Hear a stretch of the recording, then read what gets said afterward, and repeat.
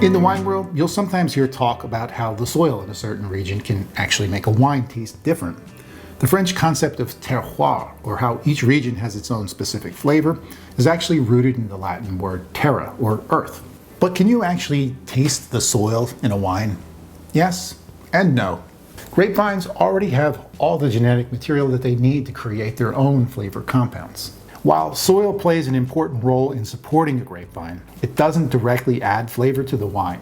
Instead, there are several qualities in the soil that either help foster or inhibit those inherent flavor compounds. Believe it or not, the most important quality of a soil is its water retention. You would think more water is better, right?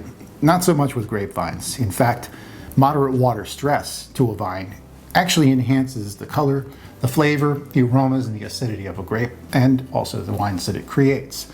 So the perfect type of soil is one that delivers just enough water to sustain moderate growth.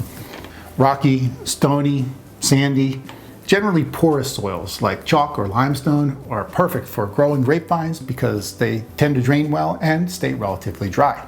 The color of a soil even matters.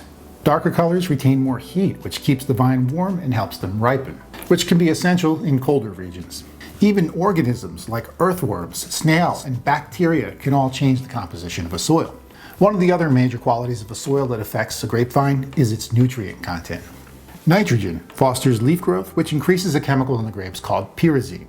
Too much and the grapes will taste vegetal and green.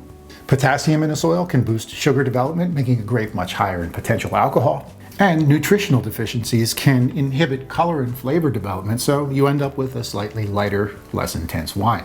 So to sum it up, all of the sensory compounds that we get from a grape and a wine are already in the berry. Nothing outside of the grape, including the soil, directly contributes to what we taste.